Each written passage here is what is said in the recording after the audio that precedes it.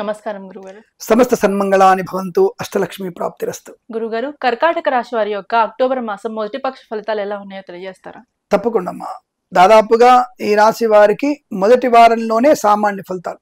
అంటే ఇందాక ఎందుకు గురుగారు అట్లా ఉన్నాయంటే గ్రహాల యొక్క మార్పు కొంత ఇబ్బంది కలిగిస్తుంటుంది. అంటే సూర్యుడు మారడం, బుధుడు, అన్ని గ్రహాలు ఆల్మోస్ట్ గా గ్రహాల యొక్క సంచారంతో కూడా మారిపోతుంది. అంటే 5 గ్రహాలు శత్రుక్షేత్రంలో ఉండడం వల్ల ఈ యొక్క రాశి వారికి నష్టాన్ని కలిగిస్తుంది.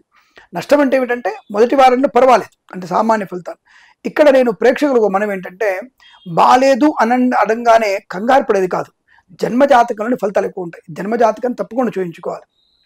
ఇదే 2 వారంలో ఏమైనా ఇంపార్టెంట్ వీసా గురించి కానీ, కాంపిటేటివ్ ఎగ్జామినేషన్ కానీ, అయితే ఉద్యోగ ప్రయత్నాలు ఉన్నారు, లేదంటే స్వామి నేను ఐవీఎఫ్ ద్వారా లేదా ఐయుఎఫ్ ద్వారా సంతానాన్ని పొందాలనుకున్నాను, ఇలాంటివి ఉన్నప్పుడు 2 వారంలో బాలని చెప్పగానే కంగారు పడకుండా జన్మజాతకాన్ని చూపించుకుంటే జన్మజాతక ఫలితాలు వేరు.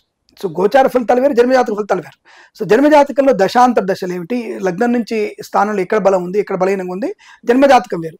గోచారం అనేది అందరికీ, కర్కాటక రాశి వారికి అందరికీ ఈ యొక్క ఫలితాలు వర్తిస్తాయి. అసలు గోచారం అంటే ఏమిటి అంటే ఈ సంవత్సరంలో గ్రహాల యొక్క మార్పు, ఈ గ్రహాల యొక్క సంచారము. జన్మజాతకంలో జన్మ లగ్నము నుంచి నీ గ్రహాలు ఎక్కడ ఉన్నాయి, ఎటువంటి ఫలితాలను ఇస్తున్నాయి, ఈ గోచార ఫలితాలతో అడాప్ట్ చేసుకుంటే ఎటువంటి ఫలితాలు ఉన్నాయి, దాన్ని కంపేర్ చేసుకొని మనం ముందడుగు వేయాలి. అది 2 విషయాలు గమనించుకోవాలి. కాబట్టి ఇక్కడ గోచార ఫలితాల్లో మాత్రం మొదటి వారం మీకు పర్వాలేదు, కొద్దిగా అనుకూలవంతమైన ఫలితాలు ఉన్నప్పటికీ అంటే లాటరీలో చూడడం వల్ల నష్టమే. ఈ యొక్క 2 వారాల పక్షం మొత్తం నష్టమే. కేవలం మీకు share market speculation, commodities, crypto currency, bit coins లో కొద్దిగా మొదటి వారం బెటర్. 2 వారాల్లో షేర్ మార్కెట్ కూడా మీకు అనుకూలంగా లేదు, ఈ రాశి వారికి ఏమాత్రం అనుకూలంగా లేదు. ఇక ప్రభుత్వ ఉద్యోగస్తులు మొదటి వారంలోనే కష్టం స్టార్ట్ అవుతుంది, అంటే తెలిసిపోతుంది వాళ్ళు కొద్దిగా కష్టం స్టార్ట్ అవుతుంది.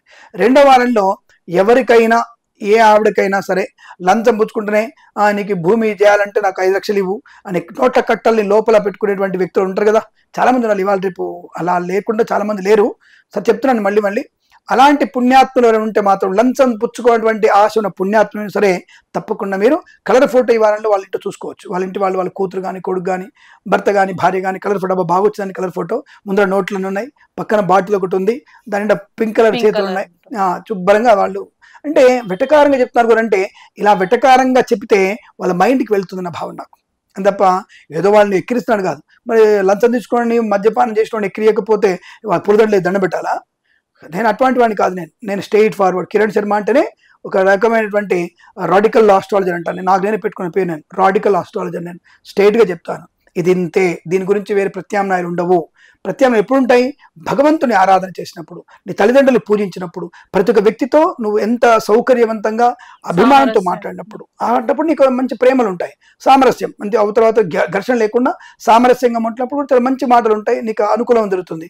కానీ నువ్వు ఉండేటువంటి ఘర్షణ వాతావరణంతో నష్టం పొందే అవకాశం. కాబట్టి జాతకంలో ఇటువంటి ఘర్షణ వాతావరణం, ఇబ్బందికర వాతావరణము, లంచాలు పుచ్చుకోవడము, అవతల వాళ్ళ మీద ఎగిరిగిరి పడడము, విద్యలో ఇతరుల మీద ఆధారపడి పరీక్ష రాయడము, ఇవన్నీ కూడా నష్టాన్ని కలిగిస్తాయి. కాబట్టి మొదటి వారంలోనే జాగ్రత్తగా ఉంటూ మీ పనులు పూర్తి చేసుకోండి. 2వ వారంలో మ్యాక్సిమం టు మ్యాక్సిమం మౌనం పాటించాలి. ఏది కూడా అడ్డమైనవన్నీ కూడా తినకూడదు. అడ్డమైనవి ఏమిటి? మిడ్ నైట్ బిర్యానీలు, midnight wines, midnight మద్యపానము, మిడ్ నైట్ తిరగడము, అర్ధరాత్రి మంది వేసుకొని ఒక 180 ml వేసుకొని నేను బండి మీద 140 వెళ్తావు పర్లేదు, కానీ వెళ్తావు కానీ ఇటు వెనక్కి రావు. మళ్ళీ అటు ఇంటికి కానీ అటు అక్కడికి చేరుకొని డెస్టినేషన్ వెళ్తున్నప్పుడు వెనక్కి రాడు, అటు ఇంటికి వెళ్ళాడు, డెస్టినేషన్ కూడా వెళ్ళాడు, మధ్యలో స్వర్గంలోకి వెళ్తాడు. కాబట్టి అది నీ ఇష్టం, అది నీ భార్య, నీ తల్లి, నీ తండ్రి కోరుకుంటే అలాంటి పని చేయండి. నేను 190 వేస్తా, 290 వేస్తా, 290 వేసి నేను 140 వెళ్తా, వెళ్ళు, మళ్ళీ వచ్చేది ఉండదు. కాబట్టి ఈ విషయాన్ని గమనించుకోవడం. అండ్ ఇలా చెప్తారు ఏంటంటే, ఇలా చెప్పితే నీకు బుద్ధి వచ్చి అరే నేను మద్యపాన సేవన చేసి నేను ప్రయాణం చేయకూడదు, దానిలో ప్రమాదము, ఒకవేళ నువ్వు మద్యపానం నువ్వు ప్రయాణం చేస్తే నువ్వు చనిపో, నాకు అభ్యంతరం లేదు, ఎవరికి అభ్యంతరం లేదు. అభ్యంతరం 2-3కి బాధపడతారు, తండ్రి, తల్లి, కొడుకు, లేకపోతే మొగుడు, పెళ్ళాలు, వీళ్ళే. కానీ నీ వల్ల ఇంకో కుటుంబానికి ఇంకోటి యాక్సిడెంట్ చేస్తే ఆ కుటుంబంతో వీధిన పడుతుంది. అటువంటి అర్హత నీకు లేదు, అంతటి అర్హత నువ్వు పొందుకున్నోడు కాదు. కాబట్టి అటువంటి వాటికి దూరంగా ఉండని చెప్పడం, హెచ్చరించడమే మాకున్నట్టు ముఖ్య ఉద్దేశం. కాబట్టి 2వ వారంలో తీవ్ర ప్రమాదాలు, విద్య, ఉద్యోగ, వ్యాపార నష్టం, దొంగ జ్యోతిష్కుల బిడద, దొంగ వైద్యుల బిడద, దొంగ న్యాయవాదుల బిడద, ఇవన్నీ కూడా మీకు ఎక్కువ ఉన్నాయి. కాబట్టి జ్యోతిష్యులతో అడ్డమైన వాళ్ళకి జ్యోతిష్యం చూపించేసి మీరు ఇబ్బంది పడే ప్రయత్నం చేయకండి. మీరు కింద కామెంట్ చేయొచ్చు, నువ్వు చక్కమైనోడు అని చెప్పి కామెంట్ చేయొచ్చు. ఎవరైనా సరే ఒక మంచి బాధ్యత అయినటువంటి వ్యక్తిత్వంతో చెప్పిన మాట ఎవరిదైనా వినండి, అది నాది కానీ ఇంకోది కానీ. తప్ప నువ్వు పెట్టినటువంటి వెటకారపు కామెంట్కి నేను పెద్ద భయపడేవాడిని కాదు. దాని గురించి. కాబట్టి చదువుకున్నటువంటి వాడిని నేను గౌరవంగానే ఉంటాను, దానికి ఎటువంటి ఇబ్బంది లేదు, స్ట్రేట్గా చెప్తాను అంతే నేను. కాబట్టి జ్యోతిష్కుల దగ్గర జాగ్రత్తగా ఉండండి, వైద్యులతో జాగ్రత్తగా ఉండండి. జ్యోతిష పండితులు, వృత్తిలో ఉన్నవారు, వేద పండితులు, పురోహితులు, అలాగే వైద్యులు, వైద్య బృందాల వారు, న్యాయవాదులు, ఎల్ఐసి, మెడికల్, గృహ మధ్యంలో కూడా నష్టాన్ని పొందుకునే అవకాశాలు ఎక్కువ ఉన్నాయి. కాబట్టి కన్స్ట్రక్షన్, రియల్ ఎస్టేట్ మరి పరిష్కారం ఏం లేదా? అందులో పరిష్కారం తప్పకుండా ఉంటాయి కదా. అంటే అదేంటారా, నిత్యము భగవన్ నామస్మరణ, నిత్యము తల్లిదండ్రులు పూజించడం. మీరు ఇందాక అనుకున్నాం కదా, సామరస్య ధోరణి. ప్రతి సమస్యకి పరిష్కారం సామరస్య ధోరణి. మీరు చెప్పిన మాట 100% కరెక్ట్. అది ఎందుకంటే అలా ఉంటేనే ఏ పని చేస్తున్నాం, ఈ పనిలో జాగ్రత్తగా ఉన్నావు లేదా, అది సామరస్యంగా ఉన్నావు లేదా, అవతల వ్యక్తి నాకు ఈ పని అవుతుందా కాదా, అంటే నువ్వు ఎలా వెళ్తున్నావు అలాగే వస్తుందిగా. కానీ నీ మాట తీరుతున్న అవతల వాడు మాట్లాడతాడు, ఏమండి అంటే ఏమండి అంటారు అవతల నుంచి, ఏరా అంటే వాడు ఏరా అంటాడుగా.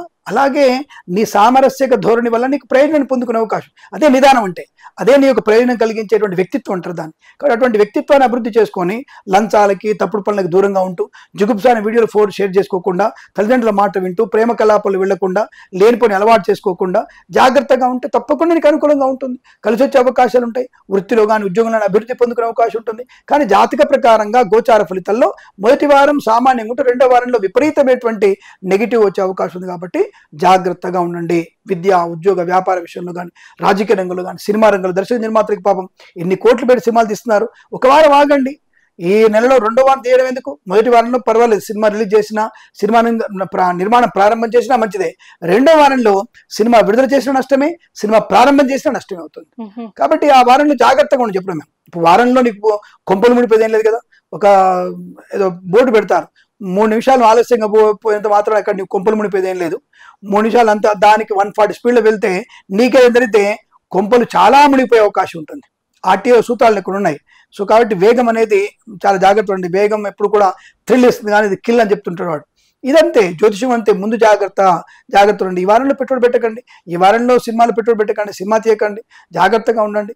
సొంత వ్యక్తులతో జాగ్రత్తగా మాట్లాడండి, నోరు వదిలితే జాగ్రత్తగా మాట్లాడండి, ప్రతి విషయంలో అప్రమత్తంగా ఉండండి, ఎవరికి ధనం అప్పుగా ఇవ్వకండి, విద్యార్థి జాగ్రత్తగా ఉండండి. ప్రతి పనిలో ఒక మంచి పర్యవేక్షణ, అంటే సెల్ఫ్ పర్యవేక్షణ బాగా ఉండాలి. తద్వారా మంచి అభివృద్ధి పొందుకునే అవకాశాలు ఉంటాయి. ఏదైనా పని చేస్తున్నప్పుడు దాని గురించి పూర్తి విశ్లేషణ తెలుసుకునే ప్రయత్నం చేయాలి. తద్వారా మీకు అనుకూల శుభయోగాలు ఉంటాయి. భార్యాభర్తల మధ్య, పిల్లల మధ్య, అసలు పిల్లలు ఏం చేస్తున్నారు, మీ పిల్లలు అసలు ఎటువంటి వీడియోలు చూస్తున్నారు, ఏమి ఆ వీడియోలు ఎంతసేపు ఉంటున్నారు వాళ్ళు, ఇవన్నీ నువ్వు జాగ్రత్త పడాలి తప్ప పిల్లలు చెడిపోయిన తర్వాత నా పిల్లలు చెడిపోయారంటే మీ పెంపకం తప్పనరా ఎవరైనా అంటారు.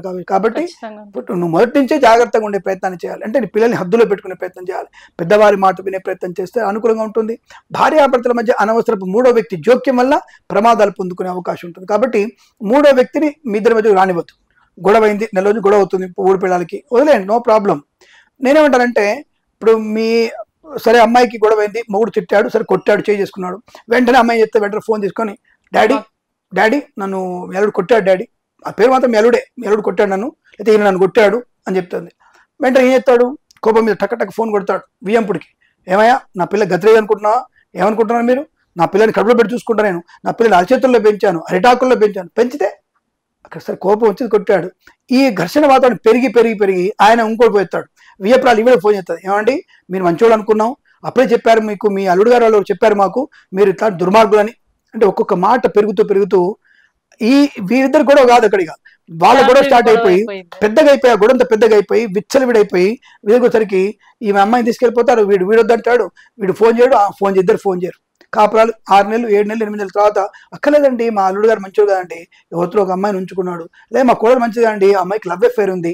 అంటే ఇటువంటివి, అంటే లేని విషయాలను ఇద్దరి మధ్యలోకి వచ్చేసి అంటారు కదా, ఇసుమంతది ఇంత అయిపోయి గుమ్మడికాయలాగా అయిపోయి ఇద్దరి మీద అగాధం సృష్టిస్తుంది. ఇక్కడ మూడో వ్యక్తి ఎవరు, ఈ తల్లిదండ్రులు కానీ ఆ తల్లిదండ్రులు కానీ, మూడో వ్యక్తులే వాళ్ళు.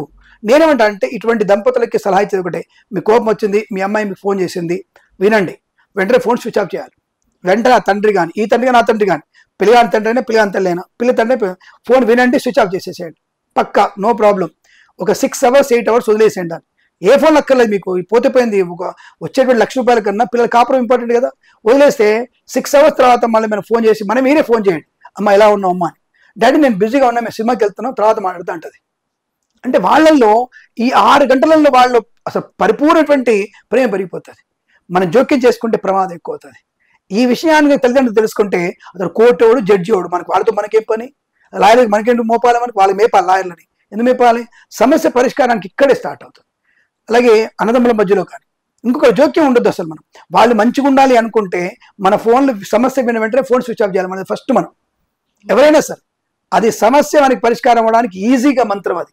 ఇంతకు మించిన మంత్రం చెప్పండి, ఒక జడ్జిగా చెప్పండి, చెప్పలేరు. ఇది చేయండి తప్పకుండా. వాళ్ళు సాయంత్రం కల్లా ఆ పిల్ల పెద్దరు కలిసి మమ్మీ నా డాడీ నేను సినిమాకి వెళ్తున్నాం, మేము తర్వాత ఫోన్ చేస్తాను డాడీ, అమ్మ ఎలా ఉన్నా కొట్టాడు, లే బాబు ఇట్లా చేయనండి డాడీ, చేయి ఇట్లా అంటే తగిలింది అంతే అంటది అమ్మాయి. గట్టి కొట్టుంటాడు, దెబ్బ తగిలి ఉంటుంది, వాచి ఉంటుంది, అయినా సరే 6 గంటల తర్వాత ఎంత మార్పు వస్తుంది ఇక్కడ మీరు గుర్తు చేసుకోండి. ఇలాంటి అంటే జాతకం బాగాలేనప్పుడు ప్రమాదం ఇలాగే ఉంటుంది. ప్రమాదం తగ్గించుకునే పరిహారం మీరు అడిగారు కదా, పరిహారం అంటే ఇది అనమాట. ఇంకొకరితో ఉండొద్దు, సమస్య వచ్చింది ఇంకొకరితో వద్దు, మీరు పరిష్కరించుకోండి, ఆత్మ పరిరక్షణ చేసుకోండి, తద్వారా సమస్యకి పరిష్కారం దొరుకుతుంది. అందప్ప నేను సూసైడ్ చేసుకోవాలనుకుంటున్నా, నేను విషం తినాలా, లేదా పెట్రోల్ పోసుకోవాలా, ఇవెందుకురా నీకు? ఒక్క క్షణం నువ్వు ఆలోచించి, ఈ సమస్య వచ్చింది, నన్ను మా ఆయన కొట్టాడు, ఎందుకు కొట్టాడు?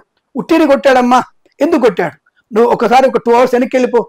ఈ పని వచ్చిన తర్వాత అరే ఆయన టెన్షన్ ఉన్నాడో, నా పొరపాటు వల్లనో జరిగింది, ఒక 3 గంటలు మాట్లాడుకో, మొహం మార్చుకో, మూతి ముడుచుకో, తిండి పెట్టక సైలెంట్గా అన్నం పెట్టేసేసి సైలెంట్గా వచ్చి మంచి ఎక్కువ టేస్ట్ చేయ ఫుడ్. పశ్చాత్తాపడతాడు మొగుడు, అరే ఇంత మంచి అన్నం పెడుతుంది, ఇంత ఓదారుస్తున్నాను, నా భార్యని అనౌన్స్ చేసుకుని చెప్పేసి కుమిలి చస్తాడు వాడు. కొందరైతే ఉప్పు కారం ఎక్కువ వేసేస్తారు. ఈ తత్వం ఏమిటంటే తప్పకుండా అంటే మీరు చెప్పి కరెక్టే, వాళ్ళు ఉప్పు కారం ఎక్కువ వేసి కసి, ఈ కసి కన్నా నీ మంచితనంతో వేసుకుంటే తర్వాత అంటే కొట్టిన దానికంటే కూడా నా అంత చవటలు ఎడబడు, నా అంత విధవబడి అని తిట్టుకుంటాడు. తర్వాత వెంటనే వచ్చేసి కాళ్ళు పట్టుకుంటాడు భార్య అయినా సరే, నా సారీ రా, నాకేమనుకో, ఒక్కొక్కసారి నా కోపం వచ్చింది. మళ్ళీ సాయంత్రం సినిమాకి వెళ్ళిపోతారు ఇద్దరు హ్యాపీ. పిల్లలు ఏమో ట్యూషన్కి వెళ్తారు, వీళ్ళతో సినిమాకి వెళ్తారు. అంటే ఇటువంటి సమస్యలకి పరిష్కారం మన చేతుల్లో ఉంటుంది. జాతకం అంటే అది. సమస్య వచ్చినప్పుడు పరిష్కారానికి మౌనంగా ఉండండి. చదువుకునే విద్యార్థులు కూడా తొందరపాటుతనం, డిపెండెన్స్ ఉండకూడదు, తొందరపాటుతనంతో వేగంగా బండి నడపకండి, వ్యాపారాలు జాగ్రత్తగా ఉండండి, ఉద్యోగస్తులు జాగ్రత్తగా ఉండండి అని చెప్పేదే జ్యోతిష్ శాస్త్రం. కాబట్టి ఈ వారంలో ఈ రాశి వారికి 2వ వారంలో ఇబ్బందికరమైన వాతావరణం ఎక్కువ ఉంది కాబట్టి చాలా జాగ్రత్తగా ఉండే ప్రయత్నం చేస్తూ రైతులు కానీ, అలాగే మనకి మత్స్యకారులు కానీ, రొయ్యలు చేపల చెరువుల వారు కానివ్వండి, సోషల్ మీడియా శాటిలైట్ జర్నలిస్టుల వారు కానివ్వండి, అలాగే వేద పండితులు, పురోహితులు, బ్రాహ్మణత్వం, కులవృత్తుల వారికి, జ్యోతిష పండితులకి, వైద్యులకి, వైద్య బృందాల వారికి, న్యాయవాదులకి, boutiques, beauty parlour, bamboo depot, ఇవన్నీ పనిచేసే వ్యాపారం చేసే వారికి కానీ, అందులో మనం పనిచేసేటువంటి కార్మికులు కానీ జాగ్రత్తగా ఉండే ప్రయత్నం చేస్తే మంచిది. కన్స్ట్రక్షన్ వ్యాపారంలో చాలా జాగ్రత్తగా ఉండే ప్రయత్నాలు చేయాలి, దాంట్లో మోసపోయే అవకాశాలు ఎక్కువ పడుతున్నాయి, భూ లావాదేవీలు నష్టపోయే అవకాశం ఉంటుంది. కాబట్టి బిల్డర్లు జాగ్రత్తగా ఉండే ప్రయత్నాలు చేయండి. వివాహ సంబంధ చర్చల్లో పెద్దవాళ్ళు మాట్లాడుతున్నారు, పిల్లలు మాట్లాడకండి. రెండవది, ఈ కన్సల్టెన్సీ ఆధారపడకూడదు. మ్యారేజ్ గురించి వచ్చేటువంటి సమస్త సమాచారం కరెక్ట్ అనుకోకండి. ఇది ఇప్పుడు ఈ రాశి వారికి ఈ పక్షంలో 2వ వారంలో బాగాలేదు కనుక జాగ్రత్తగా ఉండే ప్రయత్నం చేస్తే సరిపోతుంది. పెద్దల మాట వినడం, భగవద్గీత పారాయణం. ఎందుకు గురుగారు ఇప్పుడు భగవద్గీత ఏమంటారంటే, ఏ అధ్యాయం చదువుతున్నా నువ్వు నీ సమస్యకి అడాప్ట్ చేసుకోవాలి భగవద్గీతను. ఆ అడాప్ట్ చేసుకుంటే నీకు తప్పకుండా సమస్య పరిష్కారం దొరుకుతుంది. అలా అడాప్ట్ చేసుకుని చదివితే మీకు ఈజీ సమస్య పరిష్కారం, ప్రశాంతత ఉంటుంది, ధైర్యం ఉంటుంది, అనుకున్న పని సజవుగా సాగుతుంది. ఇది ఈ వారం ఈ పక్షంలో ఈ రాశి ప్రయోజనకరమైనటువంటి ఫలితాలు. శుభమస్తు. ధన్యవాదాలు గురువు గారు.